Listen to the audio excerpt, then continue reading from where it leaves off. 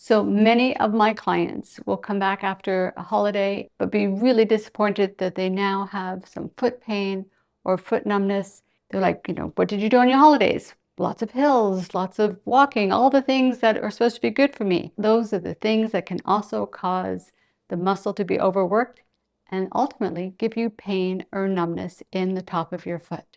So today we're going to cover ways for you to get rid of that pain and numbness.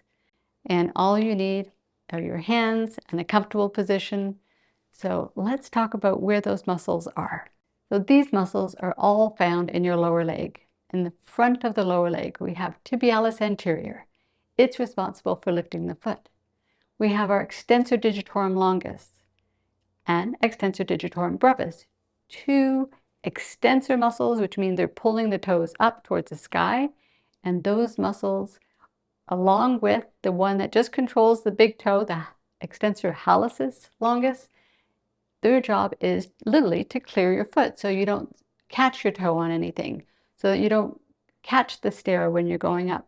So all of those muscles are so critical, but as you can see, can be easily overworked. So how do we treat them?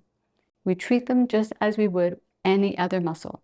We want to increase circulation to the muscle in a gentle and consistent way. So I'm going to introduce the muscles here, and using a high stool or chair, whatever's comfortable for your range of motion or your hip. But I want you to notice where I've taped myself. And these are the areas where the muscles will lie. And always best, whether it's lower leg pain, hip pain, shoulder pain, that you check out the opposite side first. See what your muscles feel like when they're not causing any pain or discomfort in your foot. And you're going, why is Margaret bringing me up here when all my pain is in the foot? Because that's where the muscles refer pain to. They will actually send the pain at an area different to where the muscles are themselves. So you can either do supported fingers when starting, which means the one hand that's exploring gets supported by the other fingers. And that's a really nice way to just come along and feel. And you're going to come along about a hand's width below the knee, the bottom of the kneecap. And if you feel in there, at some point, you would actually feel a really rigid, solid bone, because that is a rigid, solid bone, called your tibial bone. And that's something you don't want to massage. But everything to the outside is fair game. It should just feel really comfortable. And we're going to start, as I say, about a hand's width below. And you're just exploring and seeing if you have anywhere that's tender.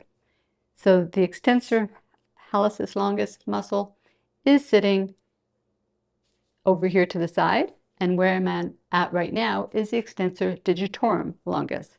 It's sitting deep under tibialis anterior.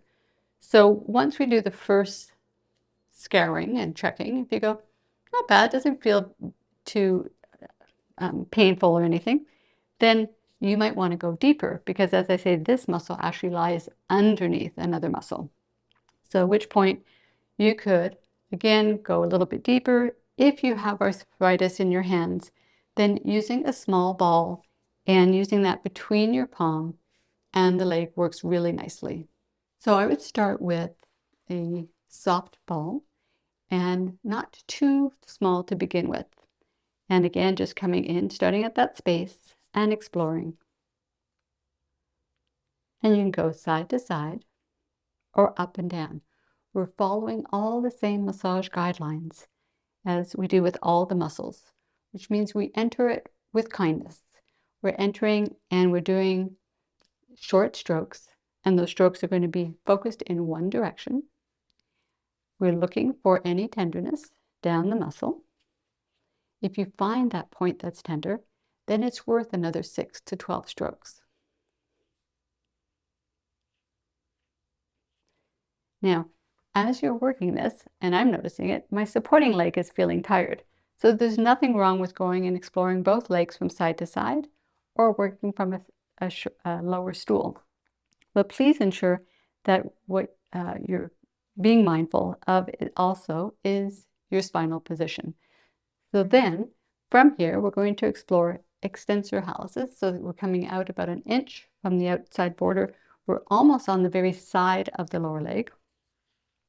And this one here would give you more specific pain located at the base of the big toe. So if that's where your pain and numbness has been, you definitely want to go and explore that muscle.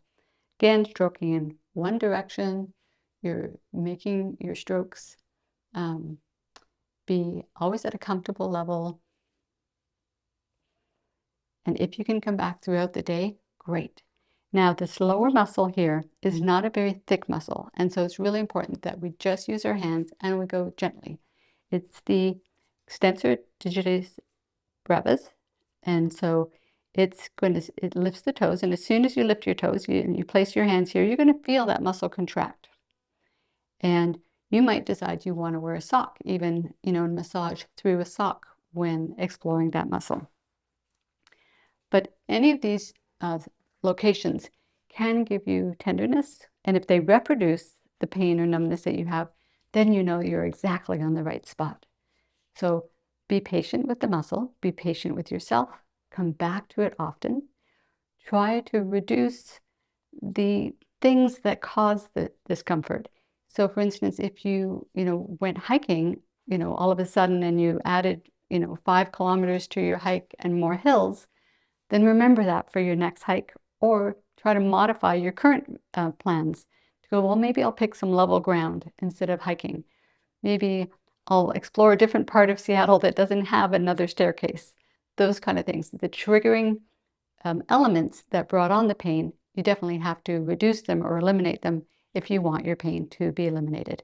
So by being in control of being able to explore your body and different muscles that can cause pain and numbness, that's going to alleviate a lot of worry and going to allow you to know that it's not coming from your back or from your hip, but rather from local muscles. And with this information, I hope it gives you many great walks, lots of hiking, lots of hills, but done in a progressive way and with lots of success. And I want you to look at this playlist that I have on walking, because it has so many other great ideas on many great years of walking ahead. All the best.